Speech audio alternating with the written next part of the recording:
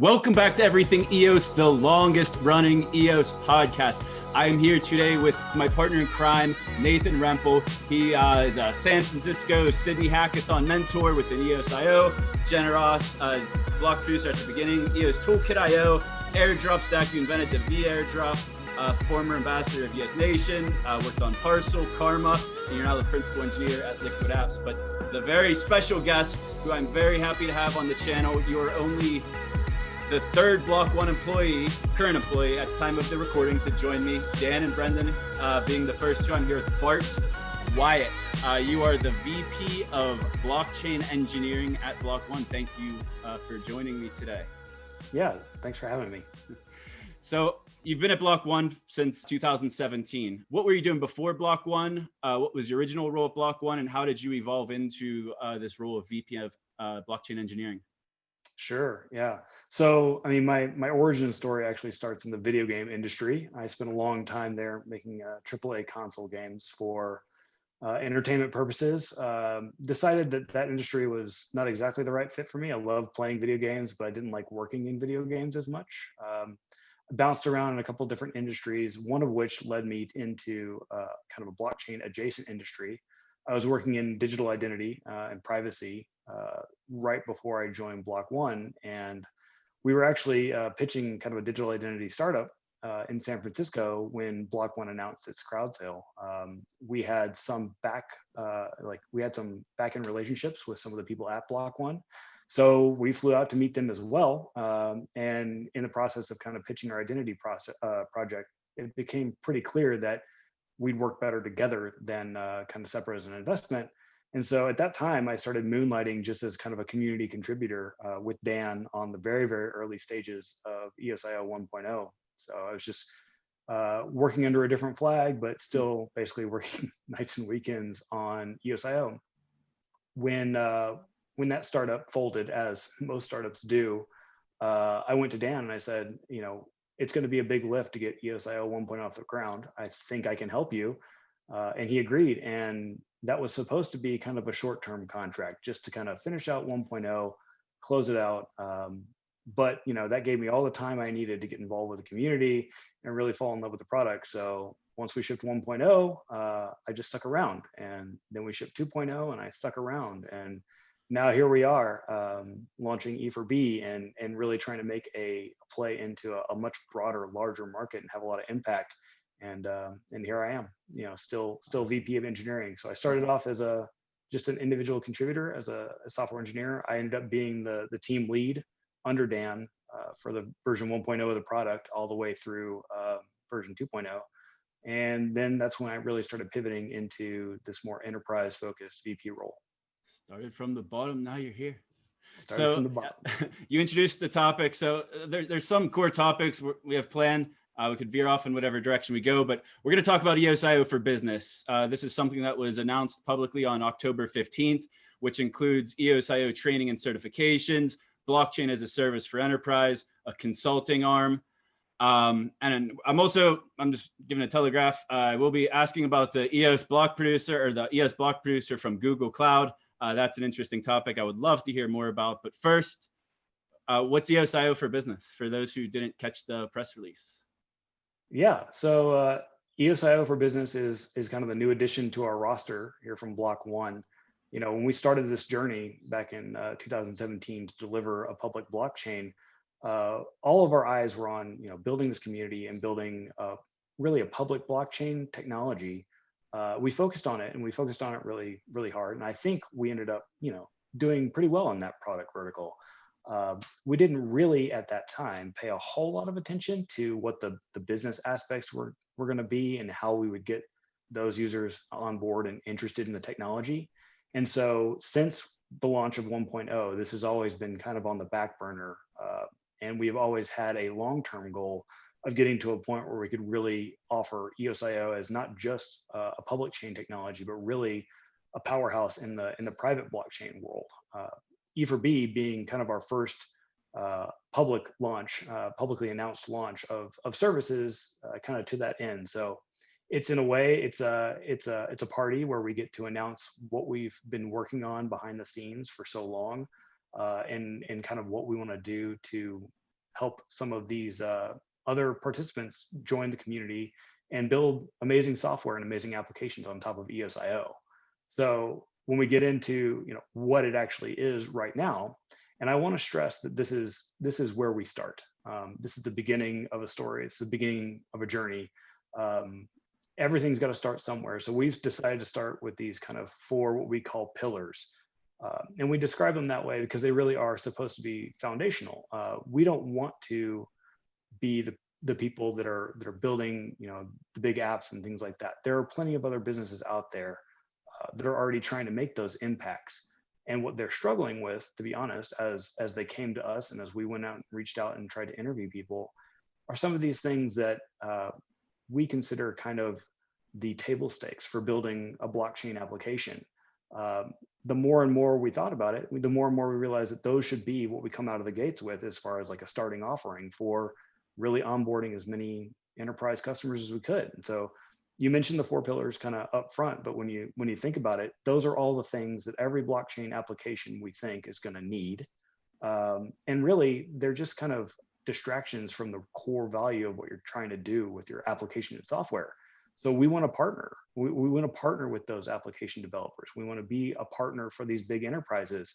And as they go to market with various blockchain applications, which is what we really want to happen, we'll take all the kind of busy work off the table. We will offer the direct support so that when they're live and up and running, and something goes bump in the night, we'll get the call, and we'll make sure it stays up and stays live. When they need to think about how their blockchain architecture is going to look from a hardware perspective instead of an application perspective, that's a distraction. So blockchain as a service can just abstract that entirely away from you. And then we get to kind of more interesting products, I think, like the certification and training, where we're going to try to get them paged into a larger swath of really the capabilities of EOSIO and blockchain in general, just to get them thinking about how big of an impact they can make in their organization and with their business workflow. And so, tying together kind of all 4 of those pillars, and then of course, consultancy, because let's face it, blockchain engineers are hard to come by. We're expensive. Sometimes we have our own ideas. So it's not always easy to find someone who is both good at blockchain and also good at really developing an application. Now, I say that in the presence of Nathan, who is both good at blockchain and good at developing applications. But consider for a moment that this is a rare occurrence where we happen to have kind of a nexus of that, and most enterprises are having struggles, hiring into blockchain. So as a consultancy offering, we felt like we needed to be able to help people over that first step, over that first kind of milestone, get these things in and in production, and then they can kind of attract their own talent and bring their own blockchain developers to bear. And maybe we even train those blockchain developers up through the certification process so that they can staff. When it comes to the premier technical support and some of the consulting services, what do you sort of foresee sort of how that rolls out? Like if a new company was coming to you, what does that sort of experience look like for them? And what does it look like for the community? Is this like, hey, we have the best engineers and you're always going to use, Block.one engineers? Or are there going to be partnerships that form where you might have, similar to Microsoft or something, where you might have like associates or groups of associates where you can say like, hey, if you want to pay this price, or here's some groups that offer these consulting services that have gone through our training. What's sort of the vision going to look like, and what's going to be the sort of the working experience or partnership experience going to look like? Certainly, yeah. We do want to kind of cultivate an ecosystem of partners for sure, and a lot of those partners are going to be doing things on the blockchain engineering side as well as the application development side. I think for the most part, we see a future with so many applications built on blockchain that there's really not a competitive landscape there. So when we look at things like the certification and training, we're absolutely looking to train up blockchain engineers so that the kind of global pool of blockchain engineers available to do work on any kind of blockchain application grows. I think that's just baseline investment in the future of blockchain. It's baseline investment in the future of EOSIO. That's the kind of traction we want with that certification and training program. Sure. Our consultancy offering, we want to get into some of these mostly to learn and also to help people, like I said, over that kind of first hump of getting something off the ground. Again, I think the pie here is so large that it's hard to see our consultancy offering is really competitive. I think it's just purely trying to get more and more use cases out there and build and develop that ecosystem so that there's more blockchain in the world, period. Sure. What's some of the sort of focus when that you might anticipate when a company comes to you and they have an idea or a DApp that they want to deploy? Is kind of the vision to look strictly at the EOSIO base layer that you guys have built, plugins that you have built, or are you including community tools like Diffuse, like DApp service providers and other various tools in the open source projects people have deployed? Is that sort of part of the things that you might look at? What's sort of that strategy look like? So I've made kind of some public statements about how I'm more into blockchain really than anything else, and I'm looking at this as a much larger play. And I don't really see a future where one set of tools and one set of technology wins, a monopoly on blockchain. I think we're still in the early days of blockchain, and I think we're still building out a lot of this core technology, and so we're not going to prescribe a one set of tools. It's not going to all come from Block.one for sure. So as we see people and they have needs, a lot of these needs have been seen before, as you're kind of alluding to and talking about. And I don't think we have any problems with giving them the answers that they need and the solutions that they need sooner rather than later, so that they can get to making those apps really impactful and really delivering on the promise of blockchain, because that's again where I think and Block.one really see the future. The future is blockchain, and now obviously I have a vested interest in EOSIO being a big part of that future, and maybe even future versions of EOSIO being a big part of that future. But as long as the future has more blockchains in it and we are seeing the real world impact of those applications, I'm going to consider it a success. And I think for the most part, you would find that that's kind of a standard across of all of Block.one. We're not seeing this as a winner take all situation. We're seeing this as a blockchain take all situation, and that can mean a lot of things. So whenever the news came out of the entire suite of offerings, I could offer my own opinion on what I thought of it. I think it is great for the ecosystem, but the biggest thing I saw in like the Telegram channels and on Twitter is a lot of questions about how does EOSIO business and this whole suite, how does it benefit public networks and in particular EOS? Is there a correlation here, or is it something that by growing the developers for EOSIO, you essentially are growing the EOS ecosystem also? What is the tie-in here, if any? Yeah, I think you hit one of the nails directly on the head. The more EOSIO developers there are out there in the ecosystem, the more training, the more adoption, no matter where that adoption has, that's all good for any EOSIO public network. That just brings familiarity with the technology. It brings belief in the capabilities of the technology. It will, in some of those use cases, will need a public chain in order to really achieve their goals. And so by growing the ecosystem of developers who are familiar with this technology, who love this technology, that's going to have that kind of splash and halo effect to all EOSIO deployments, including the public chains. So that's one aspect of it for sure. The other aspect is kind of the same, but also slightly less developer focused. But it's also kind of a halo effect, which is that the more that enterprises and other organizations see EOSIO as a really capable technology, and the more that we get some of these applications built out and they're delivering impact, and the users, whether they're inside of an organization or they're end users on their phones, see EOSIO as something of a brand of quality, the same way that we used to see, Intel badges and all sorts of NVIDIA badges and stuff like that for various computer hardware. That's going to start to become just kind of a brand you can look for.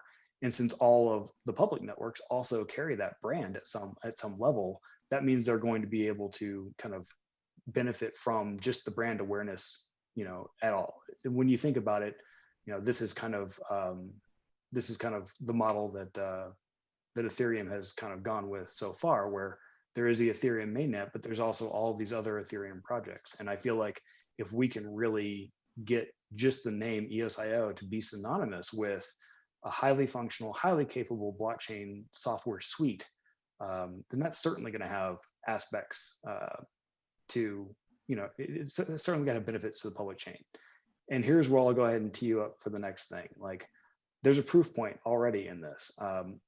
I feel like we got EOSIO to a point where it had the kind of technology backing and the kind of, the kind of capabilities and the proof of that capability that we got a big tech company interested in joining one of our public networks communities. I mean, this is Google joining the EOS community. It's not Google joining Block.one. It's not Google developing EOSIO, the technology.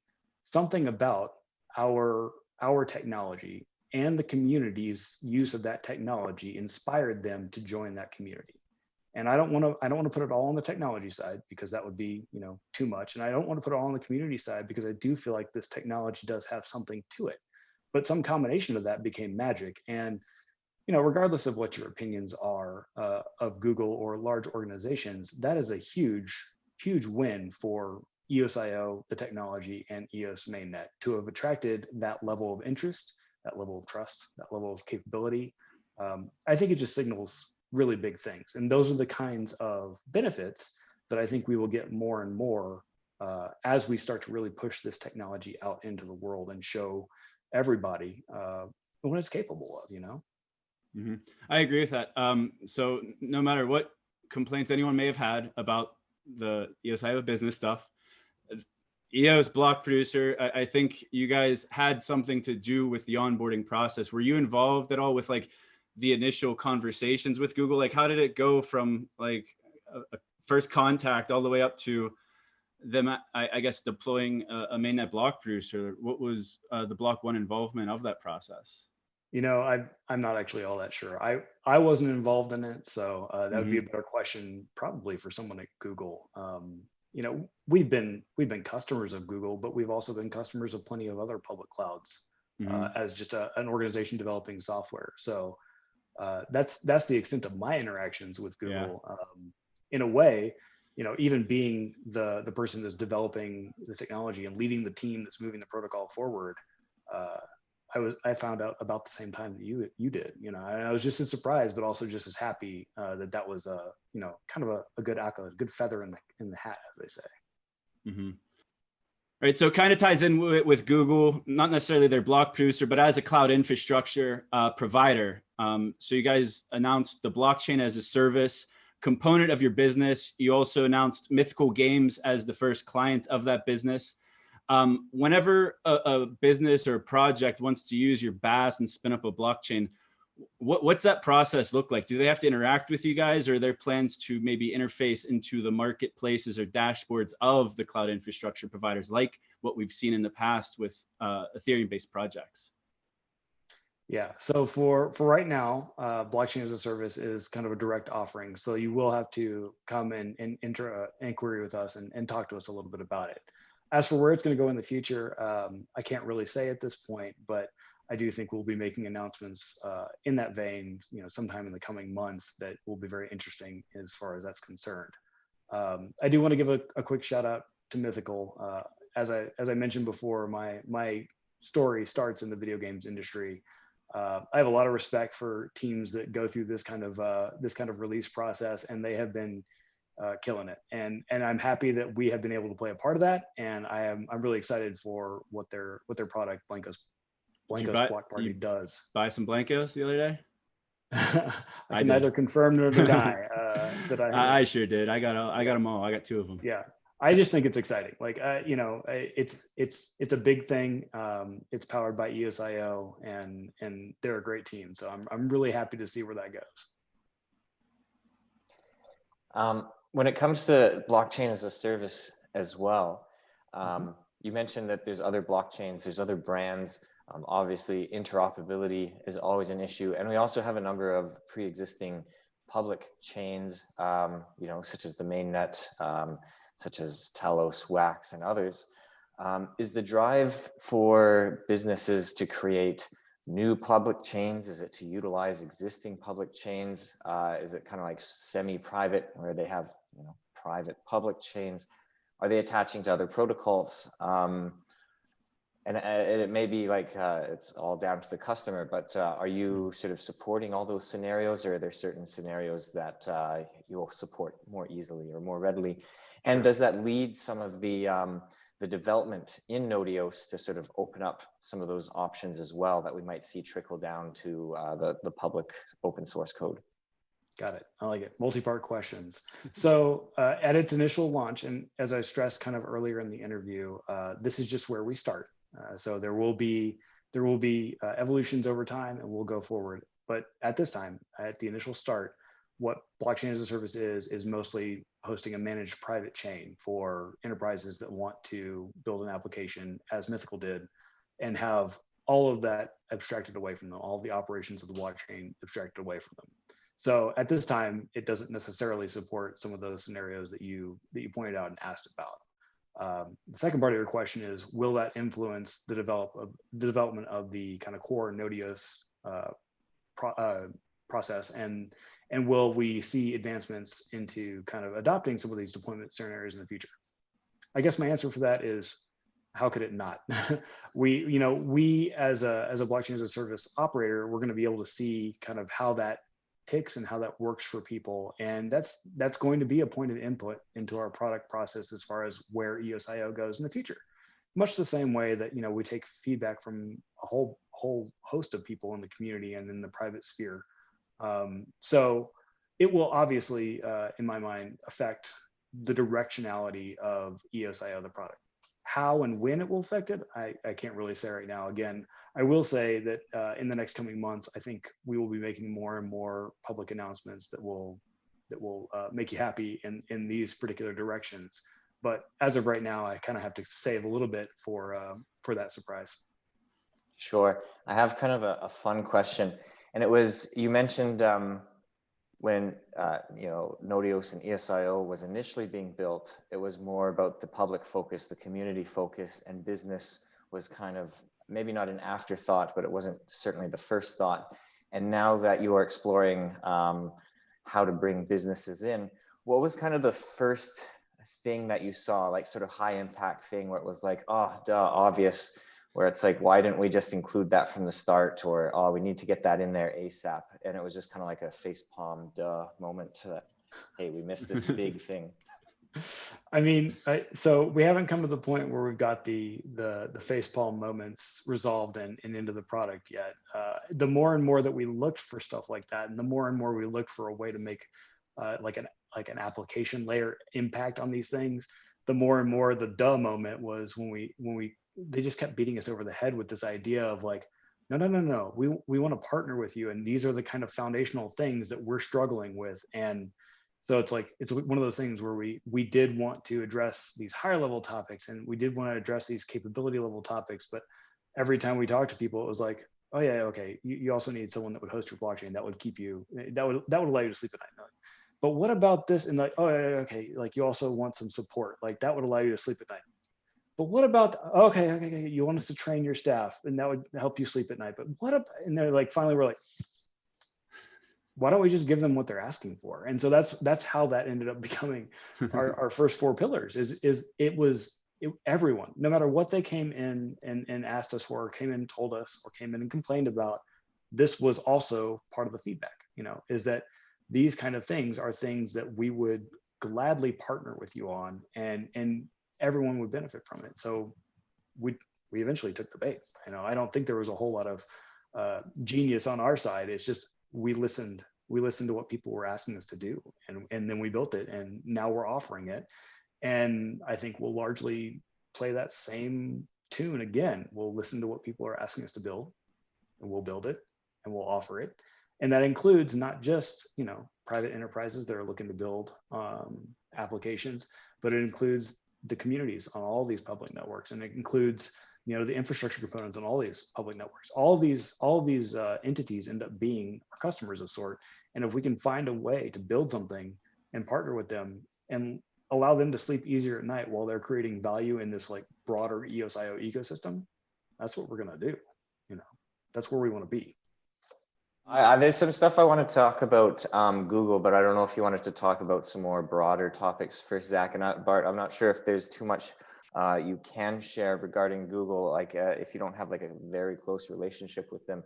I'm curious about things like, you know, adding blockchain services to like Firebase and, you know, different, if Google might be adding different suites. Obviously, like they've created like Angular and other, and Node.js and certain things. And it's like, wow, if there was native blockchain integrations into some of those projects, that could be cool. But is that stuff that you have any sort of like knowledge or thoughts around that you could share, or is that? I mean, I don't. We could sit here and kind of geek out and dream together a little bit about it, because I think everything you just said was cool, but you know, I don't have anything, nothing of substance to actually share to that. So yeah. Fair enough. Maybe another time we can chat about it over a drink. Yeah, hopefully another time we can chat about that. Like, you know, dreams that become realities are kind of awesome. Right? I did see on the front end that they threw up for their block producer, it did mention that they'll be adding EOS support to BigQuery, which I thought was pretty cool. It'll give you a nice, really robust search through the whole blockchain history. I think there's a lot of tools that can be built on top of that. Yeah, I think that's great. I think it's, you know, access to a whole bunch of analytics and data tools. It's gonna be good. So let's move on from one pillar to another, the consulting arm. So we've talked about Mythical.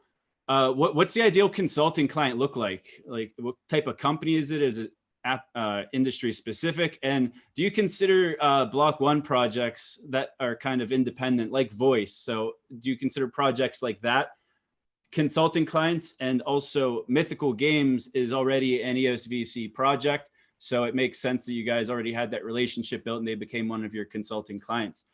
Is there an EOS VC tie-in? And I guess going back broader than that is like, who are your clients? Who you want them to be? Yeah, there's no explicit EOS VC tie-in. This isn't an exclusive offering or anything of that nature. Obviously, there's benefits towards looking at things we've invested in, but you know, that's just kind of circumstantial. I think, you know, you talk about Voice. That is one model of kind of an ideal client for consulting. You know, any organization, I should say, that is going to try to take blockchain to that next impactful level, that's kind of our ideal. I think we're still in kind of the shock and awe stage of blockchain, and when you think about it, like the competitor to blockchain is not, or to EOSIO is not another blockchain. The competitor to EOSIO is the same competitor that every blockchain has, which is whatever they're doing now. You know, the status quo. It's how they built an application 10 years ago and not this year. That's the kind of impact we're looking for. So our ideal client is someone who has that potential to be an impact, and also wants to partner with us on the development lift. I mean, we're offering that as an offering publicly, so anyone can come and kind of engage in that service. And I don't think we're going to get to a point where we have to be overly picky as far as who we take on, but there are certainly a class of projects that I think we would like to see made into the world. And if the only blocker for that is that they can't find a development partner, then we will happily be that development partner. So before Block.one got into the enterprise space, there were several, just off the top of my head, EOS Dublin, Rewired, EOS Costa Rica, Digital Scarcity. I could name a lot more teams that their focus was enterprise. And one of the things that I've seen them say publicly in different channels are, whenever they're out in the field trying to speak with traditional businesses to onboard them onto these blockchain use cases, that the reputation of EOS in the public network has a very substantial negative effect on their ability to sell and pitch to these companies.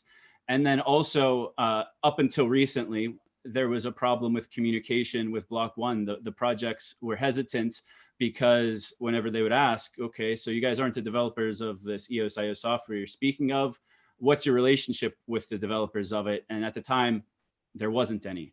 I mean, I'm here on behalf of Block.one. I can't really speak to the reputation that EOS or any other public network has. But I will say that, we heard the other side of that feedback loud and clear. There's part of this, which is that when it comes to enterprise, Block.one is a new kid on the block. All blockchains are new kids on the block. And it takes a long time for you to establish that reputation. It gives an enterprise client comfort that they can invest a large sum of money into a project that depends on that technology. And that's kind of what, we heard that loud and clear. We heard that loud and clear from these people in the community that were reaching out to enterprises. And again, this is why we developed this kind of 4-pillar program that can act as kind of a air support, so to speak, for all those that are trying to go out to enterprises and develop EOSIO based applications. We want to be that kind of anchor that makes both the person developing the application and maybe the enterprise that is going to deploy it feel safer about that. If that's in terms of, will Block.one be there, in the next couple of years? That's an easy thing for us to build a reputation on and kind of show our proof points for. If it's about, well, what happens when the network goes down at a critical moment? This is why we offer things like premium tech support and blockchain as a service. I see those as just value adds on top of the work that is already being done. And it's the kind of value that I think we need as Block.one to contribute. Like I said, to provide air support for all the people who are actually doing the harder work, which is getting blockchain out there and making an impact, getting EOSIO out there and making an impact with it. I think it's important for people to remember sometimes that there was a point in time where the internet was still new, where Netflix mailed DVDs to people, where all these technologies were kind of a big leap, and we kind of take it for granted as everything becomes so easy and connected and accessible. And I mean, there's banking systems that are still running on Pascal and stuff. In the world. There are financial systems that are still running on paper. They haven't even, wow. Who'd have thought? Like when I say that the competition isn't another blockchain, I mean it. I mean, the competition is a whole bunch of status quo and a whole bunch of inefficiency out there. And, I think blockchain is a beast of a technology to go in there and disrupt all of it and bring it not only into the 21st century, but into a level that most of the 21st century up to this point hasn't even known. So it's kind of a quantum leap. So from a business development standpoint, what does this look like? So the benefit here of your sales funnel is it starts with EOS.io, which is like the front facing piece of the EOS public network and EOSIO, the software. So whenever someone hears about EOSIO and they fill out your web form, I guess that's one of the top of the funnels. But Nathan asked earlier about maybe a future partner program. Is there potential that you guys will serve as like this funnel that passes down leads, similar to like a Salesforce program, where Salesforce doesn't actually do a lot of this stuff, but they have like their partners that they kind of like trickle down the leads and business? I'm rambling. I'll just drop it. No, I mean, I think you're on the right track though. Like building out the ecosystem, of developers on EOSIO is absolutely a priority of this initiative and Block.one in general. So there's nothing official. Like I said, what we have today is where we start. But long term, I think there's going to be a lot of opportunity for those kind of things to form up and happen. How they happen, when they happen, I might not be the right person to ask about that. You can always reach out, to the official Twitter channel and poke them, and maybe one day you get a response that blows you away.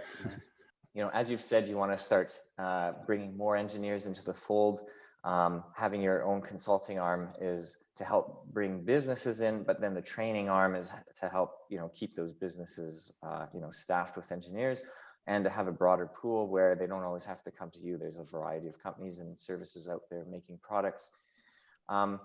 What's sort of the evolution of the training program that you see? I haven't had a chance to dig deep into it, but for like certification levels or training standards and sort of we're in interesting times of sort of maybe bringing that around the world. Are there going to be sort of conferences or seminars or sort of partnerships with universities where they might carry courses? Kind of what's the outlook for training? Yeah. So, I mean, the outlook for training and certification looks really good. We kind of went out into the world and hired some brilliant minds in this regard. Some of which that I'm sure you've worked with recently. One you can show, Zach. Yeah. So I just want to state that if the first course on the Block.one training and certifications is EOSIO 101, EOSIO 01 was on Everything EOS. We're bringing you the Everything EOS developer courses. We're bringing you hours of video content to help you set up your development environments, learn basic concepts, code and test the smart contract, and build and deploy the front end. From zero knowledge to an app in one course. Peter K, the head trainer of Block.one for the courses and videos, if you did the courses. OG here. Nathan and I worked with him at LiquidApps, but great world-class talent. You guys, I don't think there's a better person to teach the world any type of technology from my biased experience. But yeah, I just got that chill out of the way. Let's continue. Yeah. We love Peter as well. He also is working with Bryant Nielsen, who is also a heavy hitter. He's also an OG in this idea of training people on to use blockchains. And the catalog that they've been able to assemble on, a short timeline, and it keeps growing, is phenomenal. I think this has been one of the most fun things for me to see get built over the past year or so. Before that, we were working heavily on the protocol 1.0, so it's kind of hard not to that to be the number one thing. But afterwards, just seeing this kind of catalog of training come together and the way they introduce topics to a number of different audiences. So I really think that that's going to be something that keeps on growing and keeps on kind of producing for EOSIO writ large in the community, and even really blockchain. The ability for us to onboard engineers to basic concepts of blockchain is so much faster with this catalog in place. And those concepts are fundamentals regardless of where you go. And then it just builds on top of that, and it gets into some of the capabilities and the speed that is core to EOSIO and kind of exclusive to EOSIO at this time. And it really can kind of walk you up from, I don't even know what blockchain is, and I'm not even really a coder, all the way through, a journey into the core concepts of blockchain, the core concepts of EOSIO, the core concepts of C++, so that you can, add to EOSIO or implement contracts all the way up the chain into what, you're getting into complete application development, whether it's targeting a private network or a public network. So truly, there's just not enough good things to say about that group and the content they're producing. I think it's just going to continue to get bigger and bigger and better. So I think of all the things that we've done that are kind of public goods for the public networks, that one is currently my number one. I can't speak for all of Block.one on that one, but again, there's just not enough good things to say about that team. It fills a major need. So the reason we had the original EOSIO developer courses here on Everything EOS is because we had a built-in community and audience. So we had their voices and we had their ears and attention. So we wanted, the way we thought was best to improve the ecosystem at the time. Our sponsor at the time, Cypherglass, sponsored the developer courses, because that's the best way to grow a blockchain ecosystem, is by growing the developers. Exactly. It seems like a no-brainer, but it was a focus of ours. I'm glad to see that you guys are doing that. The part you, I guess, didn't touch on was, are there plans for like seminar? I know you guys have been doing the webinars, but are there plans for like university interactions similar to what you guys have already done with Virginia Tech? Is that something on the horizon? I can't really speak to that. That's way out of my wheelhouse at that point. Got it. As far as things like hackathons and specific Yes. events and stuff like that, you can always reach out to the events team directly and see what's on their horizon.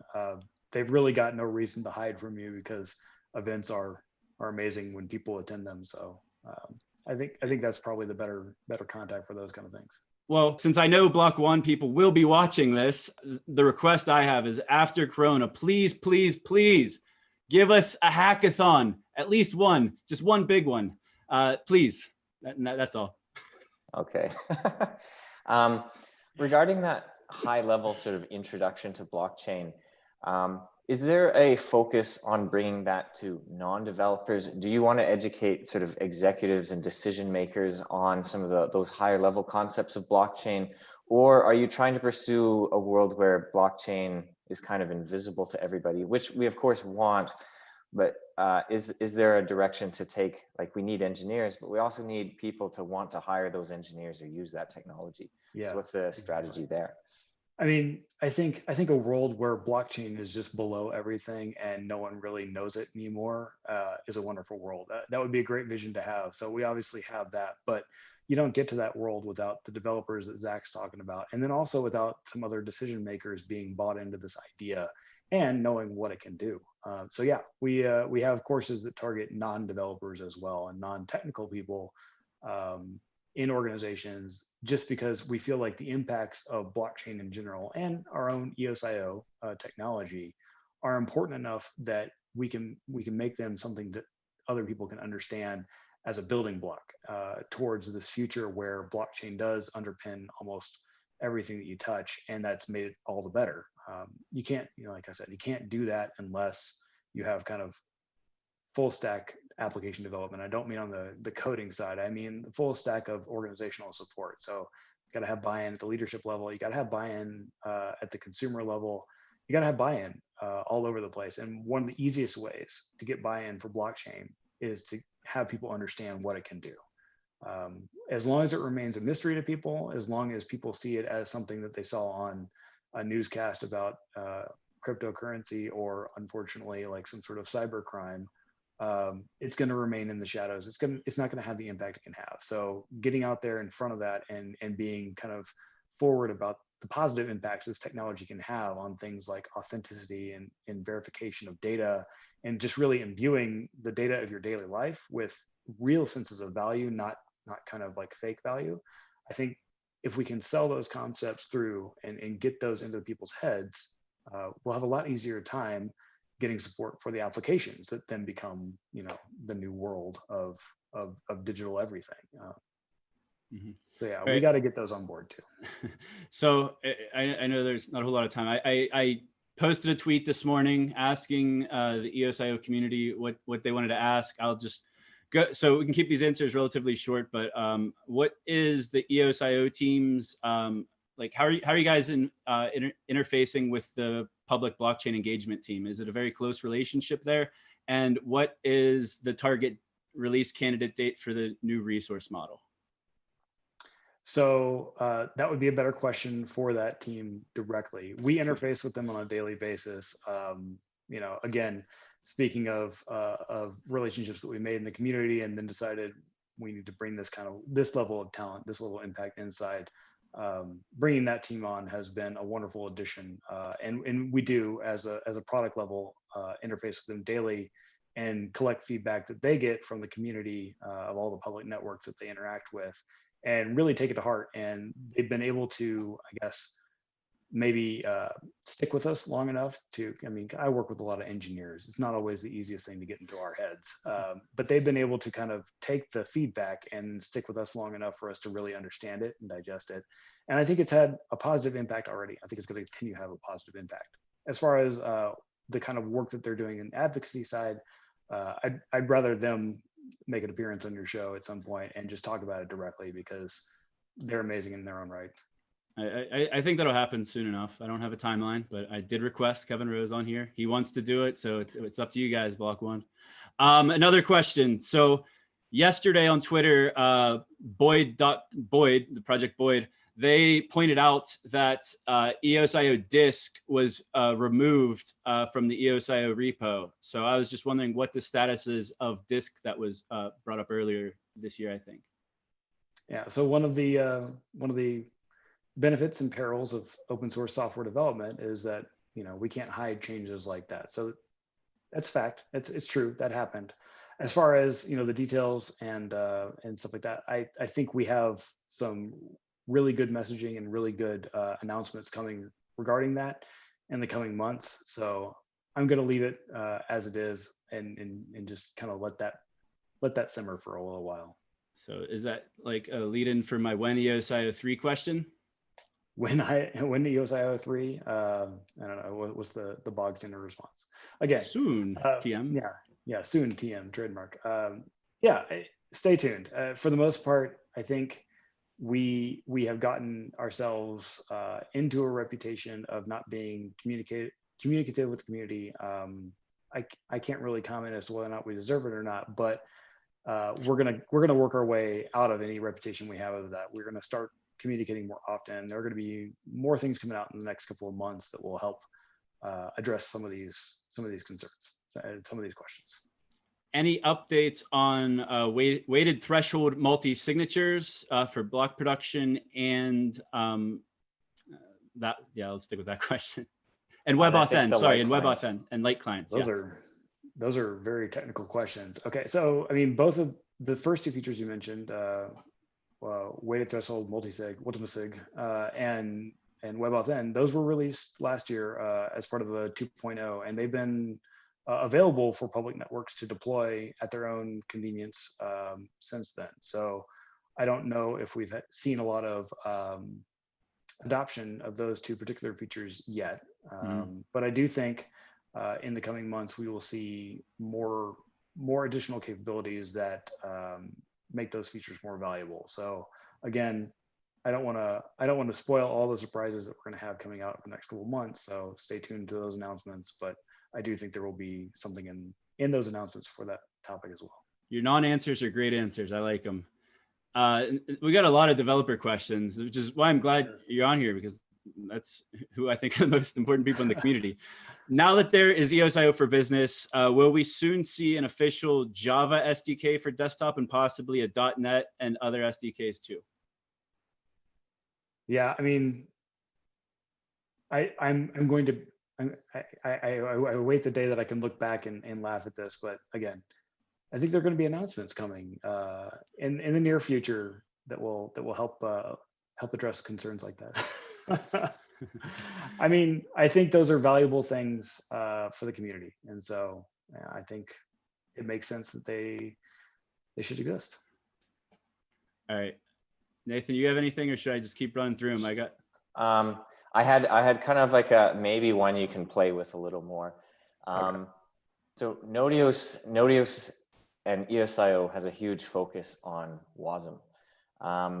What's some of the sort of future direction that you want to take the WASM platform? WebAssembly is still relatively new in the whole space, never mind the blockchain space.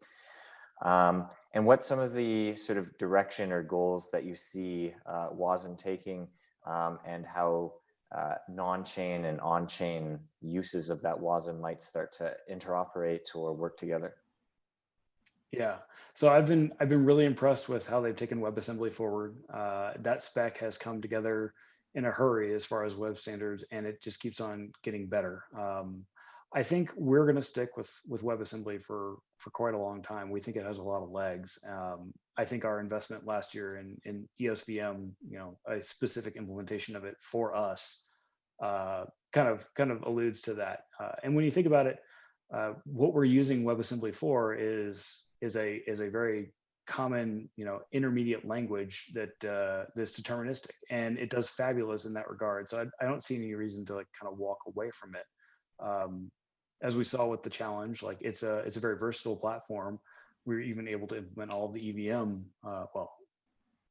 Syed was able to implement all of the EVM, and actually multiple teams were. So that should speak to its accessibility in regards of being a very powerful thing. I think more than that, what we're going to see is we're going to focus more on how do we take that representation and instead of treating it as literal and interpreting it, how do we translate that to more efficient machine code, and how do we do analysis of it to get not only safety guarantees but also some speed and performance boosts. We have a wonderful engineer on our staff. His name is Bucky. I think some of you have met him, but he is a compiler genius, and we're hoping to get more of those on staff. So if you know any compiler geniuses that really want to work in blockchains, please forward their resume our way, because again, I think as a way of expressing what a program should do deterministically, WebAssembly is fantastic. And then everything else past that is kind of up to our layer to take and make it more efficient and better in all regards. So that's kind of what I see as the future for that execution layer. Now, what happens in 2-3 years when something, some other thing phenomenally shows up and it's different enough from WebAssembly to where there's actually a capability mismatch, then we'll evaluate that when it happens.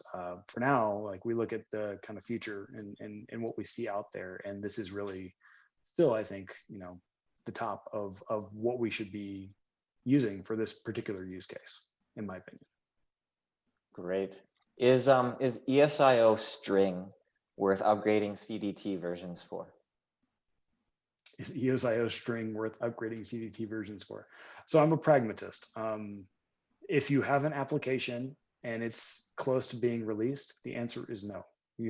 There's no upgrade on the planet that should shift you from a product that is almost working, away from a release. Like, again, the focus here should be on delivering applications that showcase what blockchain can do for the world. EOSIO string is nice. I'm going to say it outright. Like, if you're just starting a progress, definitely pick up the new CDT and use that. It will have benefits. Are these benefits life-changing? It would be hard. You'd be hard pressed to find an application where this is make or break.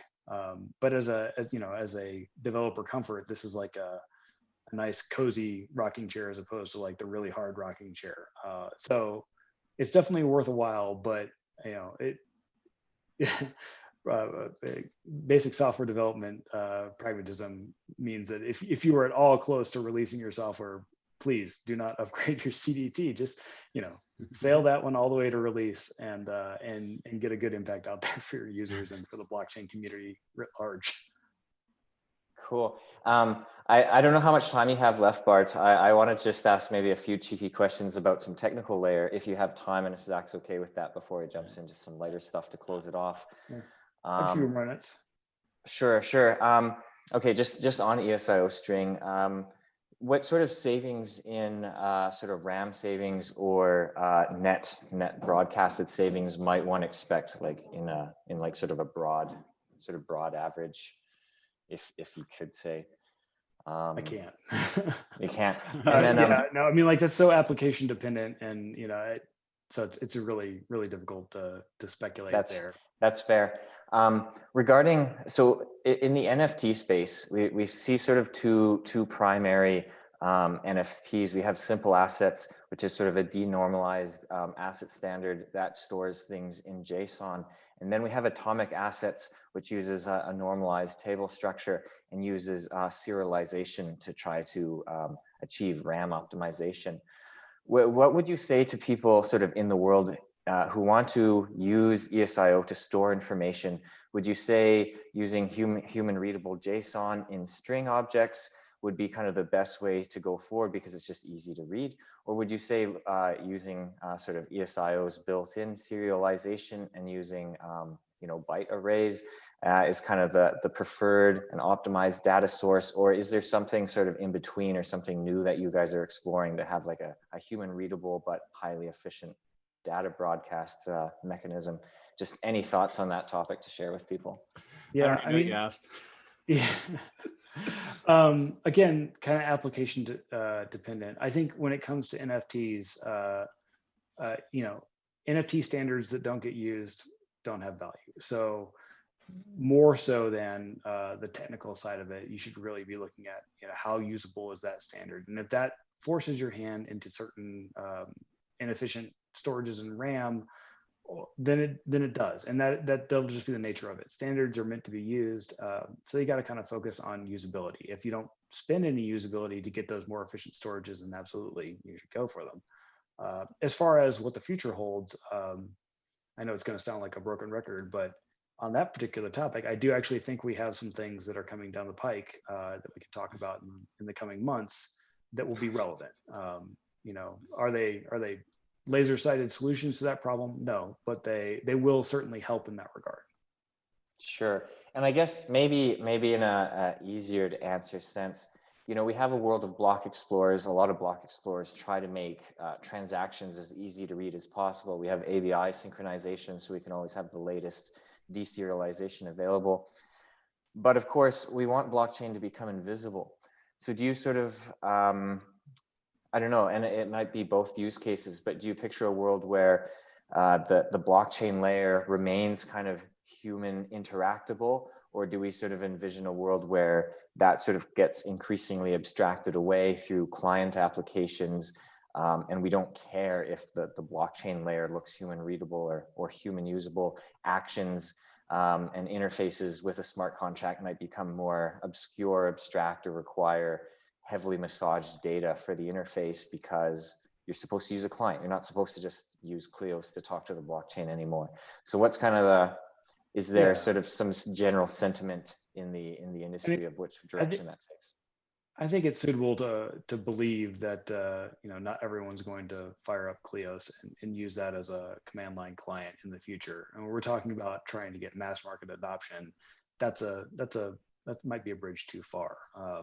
So I do think the future has a lot of clients in there, but I hope in that, and this is again, my opinion more than like a prescription from Block.one, that we don't lose the guided human readability of that data. Does that mean that a human could actually go and look at the bytes on a wire and make sense of it? Probably not. But when you look at like any web technology today, same thing applies.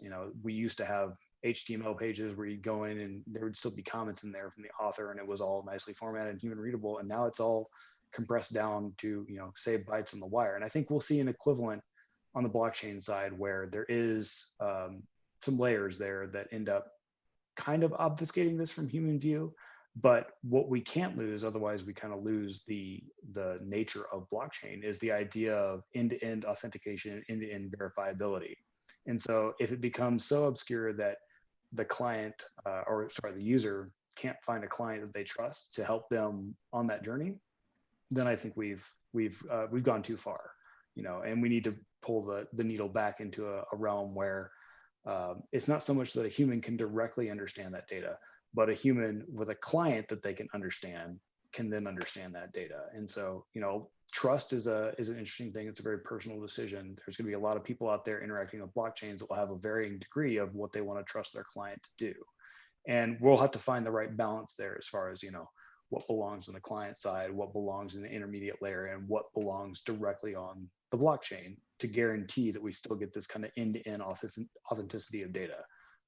As long as we keep that, then I think we have some room there, some wiggle room to kind of get into more user-friendly idioms, more user-friendly interfaces. I think we have to, because again, we're talking about not just getting a couple of thousand people interested in blockchain, we're talking about getting a couple of billion people interested in blockchain. And that's going to be a lot of work and a lot of trade-offs to be made. And as long as we don't give away the core essence of it, then I think those trade-offs are good.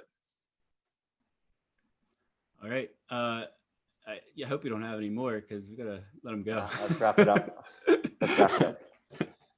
But I'd love to have a chat someday where it's just like, oh, here's highly opinionated, if this does not represent Block.one, let's just geek out.